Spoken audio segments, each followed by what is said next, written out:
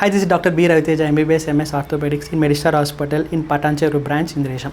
So మనం ఈరోజు ఈ టాపిక్ వచ్చేసేసి స్పోర్ట్స్ ఇంజరీస్ గురించి మాట్లాడుకుందాం.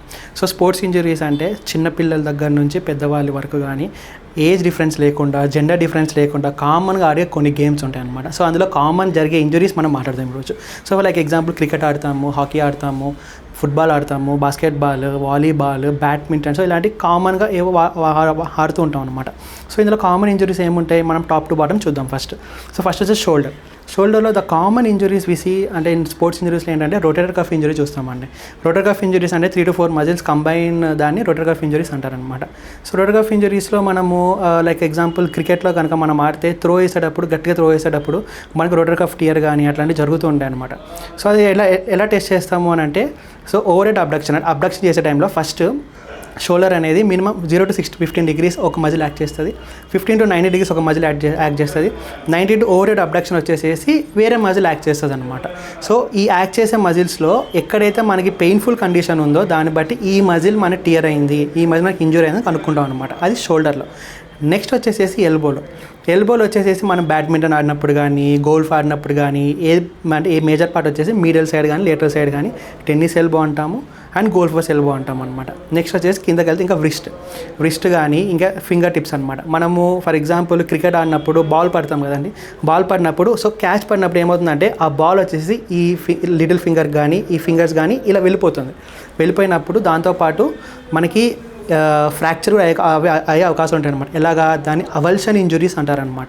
సో ఏదైతే ఈ టెండాన్ ఏదైతే ఉందో ఆ ఇంపాక్ట్ వల్ల బోన్ అనేది లాక్కుని వచ్చేస్తుంది, దాన్ని అవల్షన్ ఇంజురీస్ అంటారనమాట. దాన్ని మ్యాలెట్ ఫింగర్ అంటాం మనం.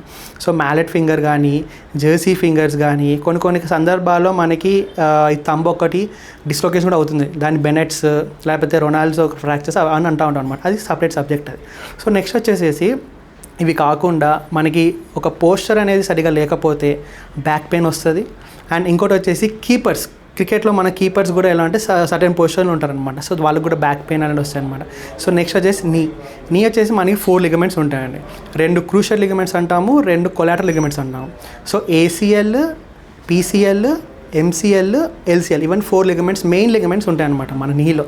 ఎప్పుడైతే మన అబ్నార్మల్ పొజిషన్లో నీ కనుక పెట్టి ట్విస్ట్ ఇంజురీస్ కనుక అయినాయి అని అంటే ఆ 4 లిగమెంట్స్లో ఏదో ఒక ఇంజురీ అవుతుందన్నమాట. అండ్ మెనిస్కల్ ఇంజురీస్ కూడా అవుతాయి. సో దానివల్ల పెయిన్ కానీ స్వెల్లింగ్ కానీ ఇవన్నీ వస్తాయన్నమాట. నెక్స్ట్ దాని కిందకి వెళ్తే మనం యాంకిల్ ఇంజురీస్ అందాం. సో యాంకిల్ ఇంజురీస్ ఎట్లాగా మనం నడిచేటప్పుడు అన్ఈవెన్ సర్ఫేస్లో కానీ నార్మల్ పెట్టినప్పుడు చెయ్యి అబ్నార్మల్ పెట్టామనుకోండి అది ట్విస్ట్ అవుతుంది. యాంకిల్ అనేది ట్విస్ట్ అయినప్పుడు సో చుట్టూ ఉన్న లిగమెంట్స్ అంటాం, లిగమెంట్స్ కానీ టెండాన్స్ కానీ ఇంజురీ అవుతాయి అనమాట. అది మోస్ట్ కామన్ యాంకిల్ ఇంజరీస్ చూస్తాం అనమాట స్పోర్ట్స్లో. నెక్స్ట్ లాస్ట్ వచ్చేసేసి ఫుట్.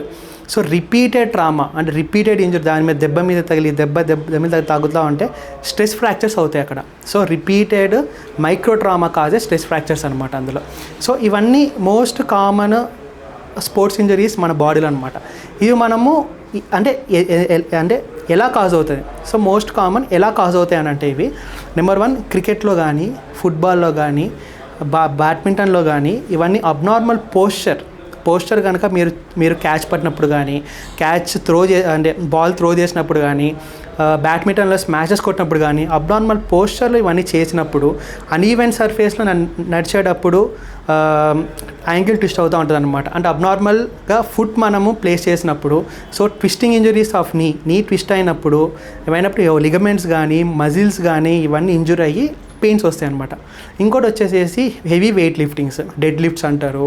అండ్ ఉన్నదానికంటే ఎక్కువ ఇన్ కేస్ లిఫ్ట్ చేస్తే దానివల్ల బైసెప్స్ కానీ ట్రైసెప్స్ కానీ ఏమైనా మజిల్స్ ఇంజురీస్ అయ్యే అవకాశాలు చాలా ఉంటాయి అనమాట. ఇవన్నీ మనం ఎలా తెలుసుకుంటాము. సో సపరేట్ రీజన్కి సపరేట్ టెస్ట్లు ఉన్నాయి అనమాట. అంటే ఎక్స్రేస్ తీయచ్చు, CT తీయచ్చు, MRI తీయచ్చు. బట్ ఇవన్నిటికంటే MRI వచ్చేసి gold standard for sports injuries అనమాట. నెక్స్ట్ వన్ సో ఈ ట్రీట్మెంట్ ఎలాగా.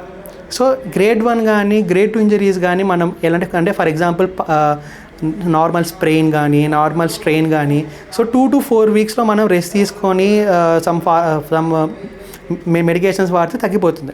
వేరాస్ గ్రేడ్ 3 ఇంజురీస్ కానీ moderate injuries like partial tears కానీ వాటికి మారుతాము ప్రొలాంగ్ 4 to 6 weeks వరకు రెస్ట్ తీసుకొని సో సమ్ ప్రొసీజర్స్ చేస్తే తగ్గుతుంది అనమాట. నెక్స్ట్ గ్రేడ్ 4 ఇది కంప్లీట్ టీయర్స్ అనమాట. కంప్లీట్ టీయర్స్ ఫర్ ఎగ్జాంపుల్ మనం హెవీ వెయిట్ లిఫ్ట్ చేసినప్పుడు బైసెప్స్ షేర్ అవుతుంది అనమాట, కంప్లీట్ టీయర్ అయిపోతుంది.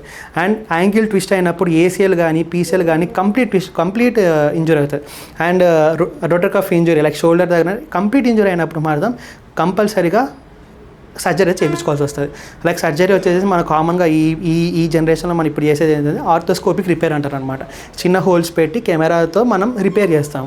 ఇప్పుడు ఈ రీసెంట్గా స్పోర్ట్స్ ఇంజరీస్లో most common surgeries arthroscopic repairs. ఏదైనా సరే ఏసీఎల్ కానీ పీసీఎల్ కానీ రోటర్ కఫ్ కానీ బైసెప్స్ కానీ ఏదైనా సరే ఆర్థోస్కోపిక్ రిపేర్ చేస్తాం అనమాట మనం. నెక్స్ట్ వన్ లాస్ట్ వచ్చేసి ఇప్పుడు ప్రివెన్షన్ దీనికి అంటే స్పోర్ట్స్ ఇంజరీస్ కాకుండా ఉండడానికి ప్రివెన్షన్ వచ్చేసి 3 points ఉన్నాయండి. నెంబర్ 1 వచ్చేసేసి పోస్చర్. సో ఏ గేమ్ ఆడినా సరే మీరు పోస్చర్ కనుక మెయింటైన్ చేయాలి. పోస్చర్ కనుక మెయింటైన్ కనుక చేయకపోతే సో ఎనీ ఇంజురీ అవ్వచ్చు అనమాట. సో ఫస్ట్ వన్ పోస్చర్ కన్ఫర్మ్గా మెయింటైన్ చేయాలి. నెంబర్ 2 వచ్చేసేసి ఫర్ ఎగ్జాంపుల్ నీ క్యాప్స్ వాడుకోవాలి. ఒకటి మన టెన్నిస్ ఆడినప్పుడు కానీ బ్యాడ్మింటన్ ఆడినప్పుడు కానీ సపోర్ట్ కోసం ఎల్బో బ్రేసెస్ వాడుకోవాలి. అండ్ షోల్డర్ కానీ రిస్ట్ కానీ ఇవన్నీ బ్రేసెస్ వాడుకునే ఎక్స్ట్రా సపోర్ట్ ఉంటుంది అనమాట 10 ounces లిగమెంట్స్ కానీ మజిల్స్ కానీ. సో లాస్ట్ నెంబర్ 3 వచ్చేసి బట్ మోస్ట్ ఇంపార్టెంట్ థింగ్ చాలామంది చేయరు ఇది. సో ఎనీ గేమ్ ఒక గేమ్ ఏదైనా సరే ఫర్ ఎగ్జాంపుల్ బ్యాడ్మింటన్ కానీ టెన్నిస్ కానీ ఏదైనా సరే ఎనీ గేమ్ మీరు స్టార్ట్ చేసే ముందు వార్మప్ ఇంపార్టెంట్. సో వార్మప్ చేసినాకే ఒక 5 to 10 minutes దాని గురించి ఒక ఎక్సర్సైజ్ కానీ చిన్న వార్మప్ చేసినాకే మనము మెయిన్ గేమ్లోకి దిగడం మంచిది అనమాట. సో ఈ కనుక మీరు జాగ్రత్తలు పాటిస్తే ఎనీ స్పోర్ట్స్ ఇంజరీస్లో సో మీరు దాని నుంచి గెట్ అనే అవకాశాలు చాలా ఉంటాయి. Done, thank you. మీకు మంచి ఆరోగ్యం కోసం ఎల్లప్పుడూ తోడుగా మెడిస్టార్ హాస్పిటల్స్.